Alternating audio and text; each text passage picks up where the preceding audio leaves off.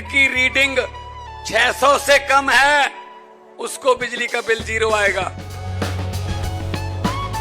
मेरा बिजली ਦਾ ਬਿੱਲ ਪਹਿਲਾਂ 1 ਸਾਲ ਪਹਿਲਾਂ ਆਵਾ ਤਾਂ ਤੇ ਹੁਣ ਵੀ 1 ਸਾਲ ਹੋ ਗਿਆ ਵੀ ਆਂਦਾ ਨਹੀਂ ਹੈਗਾ ਜਦ ਆਹ ਭਗਵੰਤ ਮਾਨ ਦੀ ਸਰਕਾਰ ਬਣੀ ਆ ਜੀ। ਮੁੰਡਾ ਸਾਨੂੰ ਛੋਟਾ ਕਹਿੰਦਾ ਪਿਛਲੀ ਵਾਰੀ ਬਿੱਲ ਕਿੰਨਾ ਆਇਆ था माँ 3500 रुपया कहना ऐसी 0 आया। माँ पे ऐसा मुख्यमंत्री पूरे इंडिया में बनना चाहिए।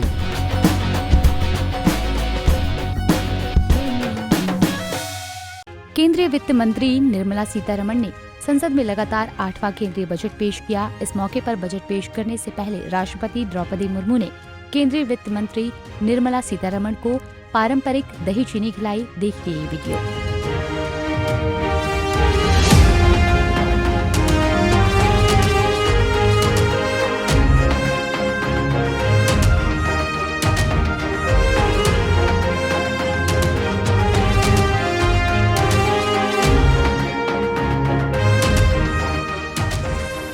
बता दें कि देश का आम बजट पेश करने के दौरान वित्त मंत्री निर्मला सीतारमण ने बिहार के लिए बड़ा ऐलान किया है। केंद्रीय वित्त मंत्री निर्मला सीतारमण ने कहा कि बिहार में मखाना बोर्ड का गठन किया जाएगा। मखाना के उत्पादन, प्रसंस्करण, मूल्य संवर्धन और विपणन को बेहतर बनाने के लिए मखाना बोर्ड की स्थापना की जाएगी। इस कार्य में लगे लोगों को FPO के रूप में संगठित किया जाएगा। वहीं केंद्रीय मंत्री नित्यानंद राय ने केंद्रीय बजट पर कहा, पूरे देश के साथ साथ बिहार को भी प्राथमिकता दी गई है। बिहार में बहुत बड़ी परियोजनाओं को मंजूरी दी गई है। ये बजट गरीबों, किसानों और मध्यम वर्ग के कल्याण में मदद करने वाला रहेगा। ये बजट रोजगार के अवसर प्रदान करने वाला बजट है और PM मोदी के विकसित भारत के संकल्प को पूरा करने वाला बजट है। बिहार में मखाना बोर्ड की स्थापना और कोसी क्षेत्र के लिए परियोजना को मंजूरी दी गई है। इससे बहुत मदद मिलेगी। बिहार के कल्याण और विकास के लिए किए गए प्रावधानों के लिए प्रधानमंत्री और वित्त मंत्री को बहुत बहुत धन्यवाद। गरीब कल्याण का है, गरीबी मिटाने का है, किसान कल्याण का है, मध्यम वर्ग को मदद पहुंचाने वाला है और स्वास्थ्य के क्षेत्र में, शिक्षा के क्षेत्र में भी बहुत सारी योजनाओं की मंजूरी दी गई है और जिसके माध्यम से उत्तम स्वास्थ्य और उत्तम शिक्षा, तकनीकी शिक्षा को बढ़ावा मिलेगा। यह बजट रोजगार के अवसर देने वाला बजट है और इस बजट में माननीय प्रधानमंत्री जी के 2047 के विकसित भारत का जो संकल्प है उसको पूरा करने वाला यह बजट है। और बिहार में विशेषकर जो मखाना बोर्ड स्थापना की स्वीकृति हुई है, वहां जो कोसी के क्षेत्र हैं और कोसी के क्षेत्र के लिए जो परियोजनाओं की स्वीकृति मिली है, इससे बाढ़ के विभीषिका में भी कमी होगी, सिंचाई भी इससे उपलब्ध होंगे और कोसी के क्षेत्रों को, खासकर किसानों को काफी मदद मिलेगा। वहां ग्रीन एयरपोर्ट की भी जो स्वीकृति हुई है, उसके अलावा वहां बहुत सारी ऐसी बातों को बिहार के विकास को देखते हुए, बिहार की स्थिति को देखते हुए, वहां के बिहार के विकास के लिए और बिहार के कल्याण के लिए माननीय प्रधानमंत्री जी के नेतृत्व में आज जो माननीय वित्त मंत्री जी ने जो बजट में प्रावधान किया है, इसके लिए माननीय प्रधानमंत्री जी को और वित्त मंत्री जी को बहुत बहुत बिहार वासियों की ओर से बहुत बहुत आभार। लेकिन विपक्ष को इसके बावजूद आपत्ति है उनको। देखिए, विपक्ष, मैं तो आरजेडी के नेताओं को कहूंगा कि बिहार की बात जब भी केंद्र की सरकार करती है तो विरोध में खड़े हो जाते हैं।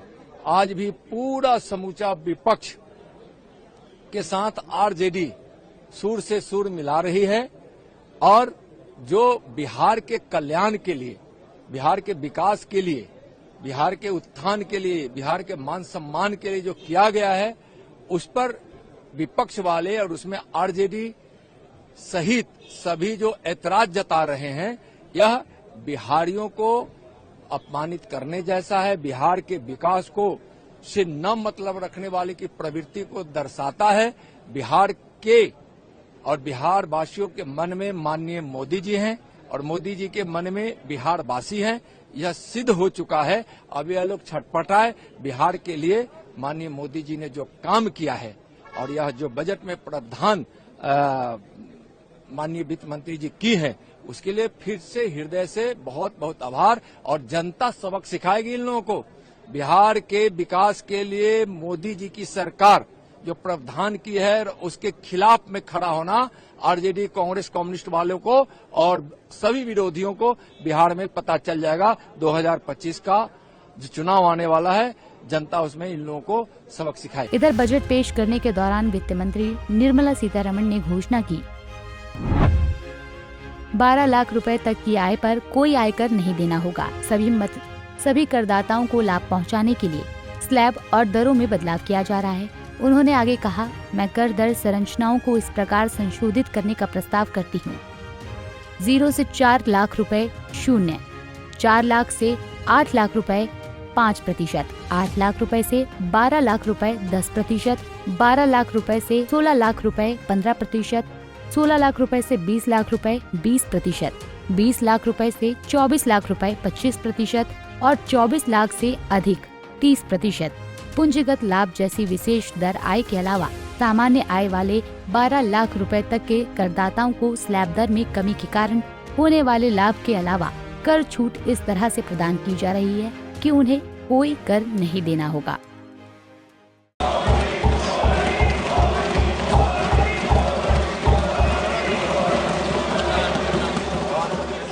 So, average income of 1 lakh per month other than the special rate income such as capital gains under the new regime.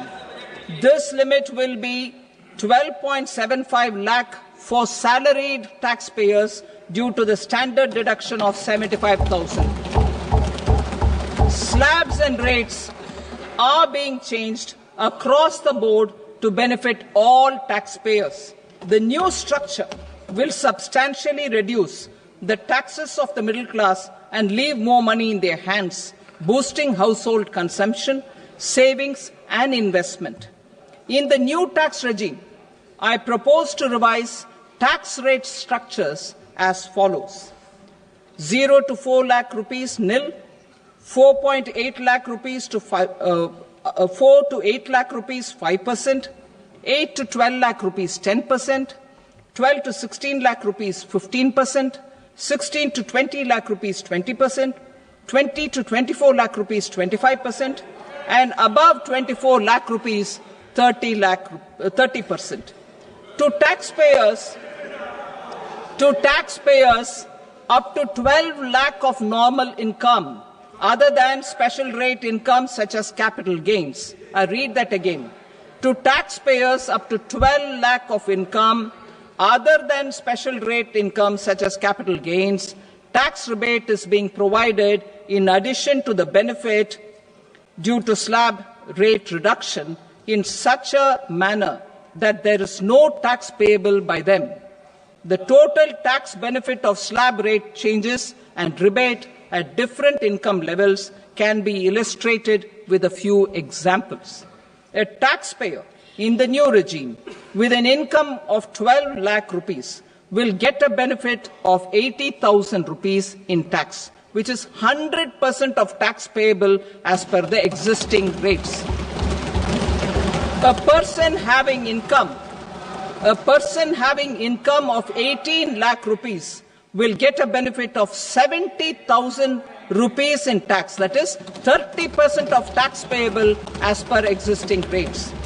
A person with an income of 25 lakh gets a benefit of 1,10,000 rupees, that is 25% of his tax payable as per existing rates. Details of my tax proposals are given in the annexure. बता दें कि केंद्रीय वित्त मंत्री निर्मला सीतारमण मधुबनी कला और पद्म पुरस्कार विजेता दुलारी देवी के कौशल को श्रद्धांजलि देने के लिए साड़ी पहनी है। दुलारी देवी 2021 की पद्मश्री पुरस्कार विजेता हैं। जब वित्त मंत्री मिथिला कला संस्थान में क्रेडिट आउटरीच गतिविधि के लिए मधुबनी गई तो उनकी मुलाकात दुलारी देवी से हुई और बिहार में मधुबनी कला पर उनके साथ विचारों का सौहार्दपूर्ण आदान प्रदान हुआ। दुलारी देवी ने वित्त मंत्री को साड़ी भेंट और बजट के दिन इसे पहनने के लिए कहा। Bureau report, Punjab Kesari TV.